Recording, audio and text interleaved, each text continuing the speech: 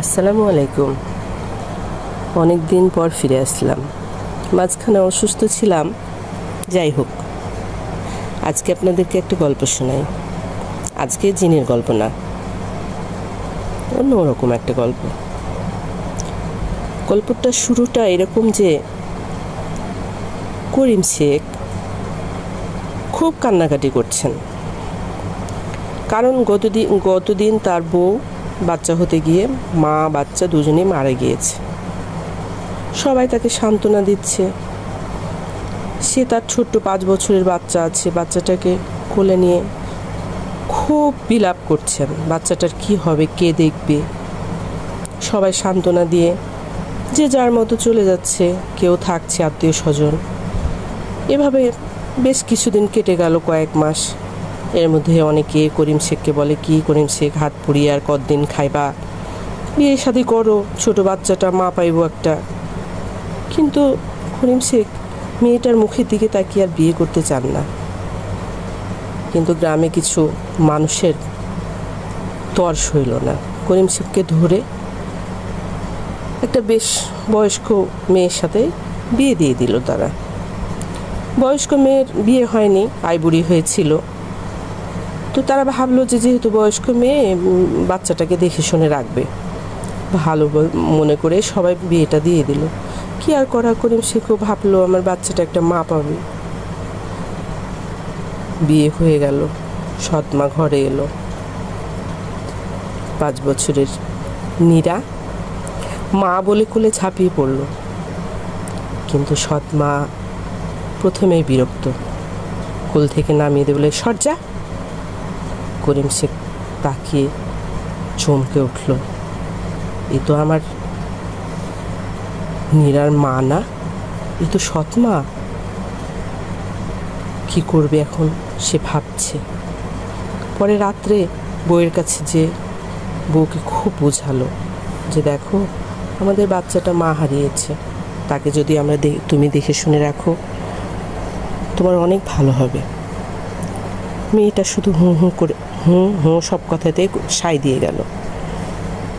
তারপর এভাবে দিন যেতে লাগলো। আস্তে আস্তে বাচ্চাটা নীরা বড় হতে লাগলো। বছর পার হলো, নীরার মায়ের অর্থাৎ সৎ মায়ের বাচ্চা হলো। এখন নীরার মা মানে সৎ মা তাকে দিয়ে টুকটাক কাজ করানো শুরু করলো। 6 বছরের বাচ্চা কী বা করতে পারে? হুকুম করে, এটা করে, এটা নিয়ে আয়, ওটা নিয়ে, বাচ্চার দুধ বানিয়ে দে, এই করে, থালিবাটি মাছ। মেয়েটা করতে পারে না, ভেঙে ফেলে অনেক কিছু। তার মা বেধম প্রহার করে, মারে। করিম শেখ বাধা দেয়, যদিও সে গরিব মানুষ, রিক্সা চালায়, দূরে রিক্সা চালাতে চলে যায়, সারাদিন দেখতে পায় না তার বাচ্চাটাকে তার সৎ মা কী করছে। তবে করিম শেখের সামনে খুব একটা মারে না। করিম শেখ না থাকলে খুব অত্যাচার করে বাচ্চাটার উপর, ঠিকমতো খেতেও দেয় না। দেখতে দেখতে বাচ্চাটা দুধের মতো গায়ের রং। তার চেহারাতে এতই মায়া ছিল যে অনেকে তাকে আদর করে মায়াবতী বলে ডাকত। আস্তে আস্তে সেই সুন্দর চেহারাটা কালো হতে লাগলো। সবাই লক্ষ্য করলো বাচ্চাটার উপর দিয়ে কি ঝড় বয়ে যাচ্ছে, কিন্তু কে বা কার গরুকে ধোঁয়া দেয়, কেউ কিছু বলল না। এভাবে দিন যেতে লাগলো। যেতে যেতে সৎ মায়ের অত্যাচার আরও বাড়তে লাগলো। এখন নীরা বড় হয়েছে, 10-12 বছর বয়স। সৎ মা সংসারের সমস্ত কাজের দায়িত্ব তার ঘাড়ে চাপিয়ে দিয়ে সে তার ছেলে মেয়ে নিয়ে মহাব্যস্ত। তার ছেলেমেয়েরা স্কুলে যায়। নীরার স্কুল বন্ধ করে দিয়েছে। ক্লাস 5 পর্যন্ত পড়ার পর নীরার আর পড়া হয়নি। তারপর তার ছেলেমেয়েরা স্কুলে যায়। নীরা সবার জন্য রান্না করে, ঘর গোছায়, থালা বাসন মাজে, সংসারে যত কাজ আছে সব কিছু করে। এভাবে দিন যায়। নীরার খুব পড়তে ইচ্ছা করে। সে লুকিয়ে লুকিয়ে তার ভাই বোনদের বইগুলো পড়ে। সে ছিল ভীষণ মেধাবী। তারপর এভাবে দিন যেতে থাকে। নীরার পাশের গ্রামে বিশাল এক জমিদার বাড়ি ছিল।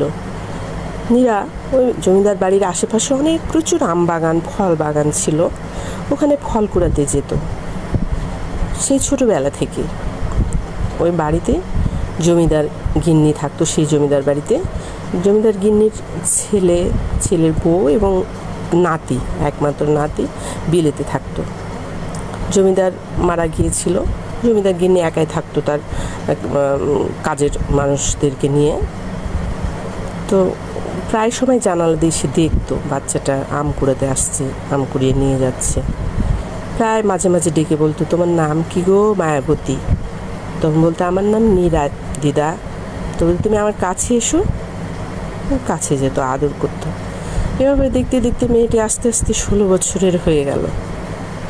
ফুটফুটে যুবতী, সৌন্দর্য যেন রাতের অন্ধকারকে হার মানায়, চাঁদের আলোর মতো ফুটে ওঠে রাতের অন্ধকারে। সবাই তাকায়, কিন্তু নীরার সৎ মা আরও অগ্নিরূপ ধারণ করলো। নীরার সুন্দর মুখের দিকে চেয়ে সে জ্বলে পুড়ে মরতে লাগলো। তার ছেলে মেয়েগুলো নীরার মতো সুন্দর নয়।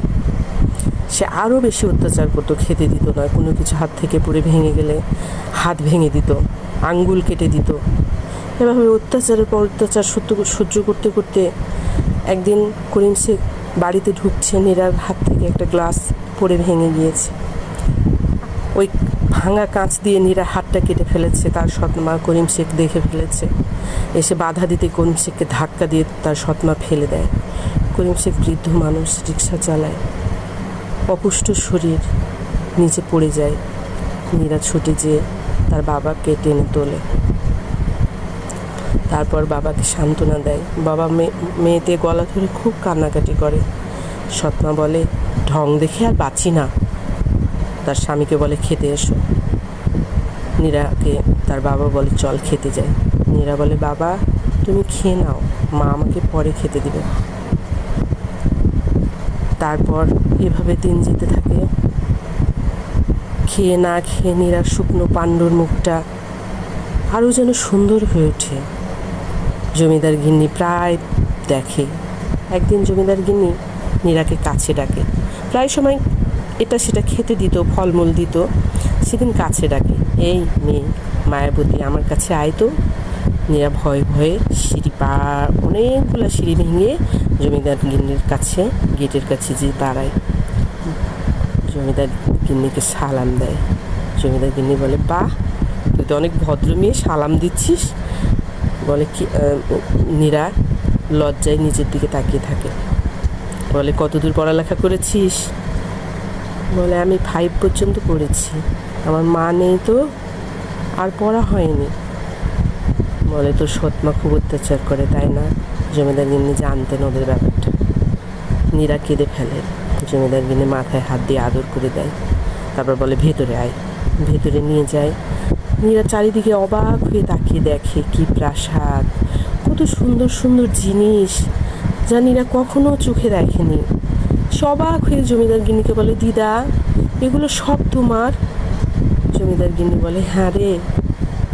নীরা বলে, আহা কি সুন্দর, তুমিও তেমনি সুন্দর দিদা।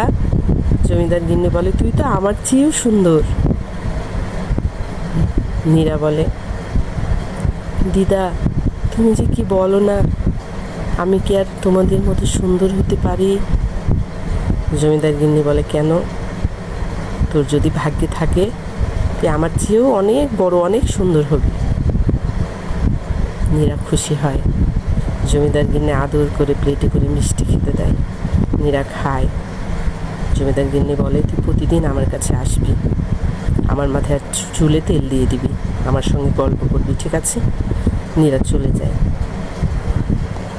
এভাবে নীরা প্রতিদিন কাজ শেষ করে জমিদার গিন্নির কাছে এসে গল্প করে, খায়, কথা বলে। এভাবে দুজনের মাঝে অনেক বন্ধুত্ব গড়ে ওঠে। জমিদার গিন্নিও একা একা একটা সাথী পায়, খুব পছন্দ করতে শুরু করে নীরাকে। তারপর মনে মনে সে একটা আশা করে। একদিন জমিদার গিন্নি সংবাদ পায়, তার টেলিগ্রাম আসে, তার নাতি দেশে ফিরছে আগামীকাল। সে নীরাকে বলে, তুই কালকে সকাল সকাল আমার এখানে চলে আসবি। নীরা বলে, কেন গো দিদা? বলে, তুই সুন্দর করে গোসল করে তারপর আমার কাছে আসবি, তারপর আমি বলবো। বলে, আমার মা যদি না আসতে দেয়, অনেক কাজ করতে দেয়, তো বলে তুই বলবি আমি ডেকেছি, তাহলে আর কিছু বলবে না। নীরা তাই করে। সকাল সকাল তার সৎ মায়ের কিছু কাজ টাজ করে দিয়ে সে গোসল টোসল করে জমিদার গিন্নির ওখানে চলে যায়। তারপর জমিদার গিন্নিকে বলে, তুই আয়, আমার সাথে আয়, আজকে তোকে নিয়ে আমি অনেক দূরে ঘুরতে যাব, তার জন্য তো তোকে সাজতে হবে। নীরা বলে, আমি কি করে সাজবো দিদা, আমার যে ছেঁড়া জামা ছাড়া আর কিছু নেই। জমিদার গিন্নি বলে, কেন, আমার তো আছে। নীরা বলে, তোমার ওই বুড়ি মানুষের শাড়ি পরে আমি কি করব বলো? না রে, দেখ তোকে আমি কি পরাই, আয় এদিকে। ভেতরে নিয়ে যেয়ে জমিদার গিন্নির বিয়ের গাউনটা নীরাকে পরিয়ে দেয়, কারণ জমিদারও বিলেত ফেরত ছিলেন। নীরা সেটা পরে আয়নায় নিজেকে দেখে চমকে ওঠে, সে যে এত সুন্দর আগে কখনো ভাবতে পারেনি। নীরা এত খুশি হয়। জমিদার গিন্নি বলে, খুব খুশি লাগছে তো? নীরা বলে, হ্যাঁ দিদা। জমিদার গিন্নি বলে, আয় তোকে একটু সাজিয়ে দে। চোখে সুন্দর করে কাজল দিয়ে দেয়, ঠোঁটে লিপস্টিক। নীরাকে যেন মনে হয় আকাশ থেকে নেমে এসেছে কোনো হুর পরে। এবার জমিদার গিন্নি বলে, চল আমাকে ধরে নদীর ধারে, আমি অনেক দিন নদীর বাতাস খাই না। নীরা নিয়ে যায় জমিদার গিন্নিকে, কিন্তু ভয়ে ভয়ে বলে, আমার মা যদি শুনতে পায় আমাকে মারবে দিদা। জমিদার গিন্নি বলে, আমার কথা বললে আর মারতে পারবে না, দেখিস তোর মা ভয় পাবে। তারপর নীরা নদীর ধারে জমিদার গিন্নিকে বসিয়ে দেয়, দিয়ে নীরাকে চুপচাপ দাঁড়িয়ে থাকে। জমিদার গিন্নি বলে, যা নদীর ধার তুই এখন উড়ন্ত পাখির মতো উড়ে বেড়া, আর আমি তোকে দু চোখ ভরে দেখি। নীরা তাই করে। তার নতুন যৌবনা জীবন নেচে নতুন জীবন ফিরে পায়। তার মনে হয় সে সত্যি মুক্ত বিহঙ্গ। তার জীবনে অনেক রং, যা সে এতদিন কিছুই দেখতে পায়নি। তার অনেক ভালো লাগে, নদী ভালো লাগে, আকাশ ভালো লাগে, সবুজ ঘাস প্রান্তর সব কিছু তার ভালো লাগে।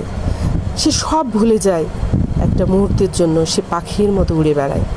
জমিদার গিন্নি অপলক চোখে তার দিকে তাকিয়ে থাকে, আর চোখের পানি মুছে, আহারে মা হারা মেয়েটা কত খুশি আজকে। এই মুহূর্তে তার জমিদার গিন্নির পেছনে এসে সালাম দেয় তার নাতি রাশেদ, বিলেত থেকে সবেমাত্র ফিরে এসেছে। জমিদার গিন্নি কিছু বলে না, সালামের উত্তর দিয়ে বলে, সামনে দেখ। রাশেদ সামনে তাকিয়ে দেখে একটা নীল পরি যেন সবুজ ধানের ক্ষেতের মাঝখান দিয়ে নদীর ধার দিয়ে উড়ে বেড়াচ্ছে। আশ্চর্য হয়ে সে তাকিয়ে থাকে। অনেকক্ষণ পর জমিদার গিন্নি চিমটি কাটে, কিরে তুই যে পাগল হয়ে গেলি? রাশেদ হেসে ফেলে, লজ্জা পায়, বলে, দিদা ওটা কি পরি না মানুষ? জমিদার গিন্নি বলে, বল তো ওটা মানুষ না পরি? রাশেদ বলে, যদি পরি হতো তাহলে শুধু আমি একা দেখতাম, যেহেতু তুমিও দেখছো তাহলে অবশ্যই সে মানুষ হবে। তখন জমিদার গিন্নি বলে, তুই তো অনেক বুদ্ধিমান, ঠিক আছে তোর কি ওটাকে পছন্দ হয়েছে? রাশেদ বলে, মন্দ নয়। জমিদার গিন্নি বলে, তাহলে রেডি থাক, তুই এখন বাড়ি যা, আমি ওকে নিয়ে আসছি। রাশেদ চলে যায়। জমিদার গিন্নি নীরাকে ডাকে, নীরা সন্ধে হয়ে এলো, চল ফিরি। নীরা ফিরে আসে। জমিদার গিন্নি তার হুঁশ ফিরে আসে, সে বাস্তবে ফিরে আসে। তার সৎ মায়ের কথা, তাদের গরিব জীবনের কথা, না খাওয়া জীবনের কথা সব মনে পড়ে যায়। সৎ মায়ের মারের কথাগুলো, অত্যাচারের কথাগুলো সব কিছু তার মনে পড়ে যায়। সে চোখের পানি মুছতে থাকে। সে ভাবে, আমি এতক্ষণ কি স্বপ্নের মধ্যেই না ছিলাম। তারপর সে জমিদার গিন্নির পিছে পিছে চোখ মুছতে মুছতে যায়। যে জমিদার গিন্নিকে বলে, দিদা তোমার পোশাকটা নাও, আমি এটা খুলে রেখে বাড়ি যাই, আজকে আমার সৎ মা হয়তো আমাকে মেরেই ফেলবে। জমিদার গিন্নি বলে, ঠিক আছে তুই আজকের মতো এটা খুলে রেখে তোর পোশাকটা পরে যা। নীরা পোশাকটা খুলে রেখে তার পোশাকটা পরে আড়াল থেকে রাশেদ নীরাকে দেখে মুগ্ধ দৃষ্টিতে। নীরা চলে যায়। নীরা কিছুই বুঝতে পারে না। জমিদার গিন্নি বলে, কালকে তোর বাবাকে আমার সঙ্গে দেখা করতে বলিস। নীরা বলে, কেন দিদা? বলে, আচ্ছা আমি বললাম সেটাই বলিস। নীরা চলে যায়। তার সৎ মা তাকে লাঠি হাতে নিয়ে মারতে তেড়ে আসে। কোথায় ছিলি হতচ্ছাড়ি এতক্ষণ, আজ তোর খাওয়া বন্ধ।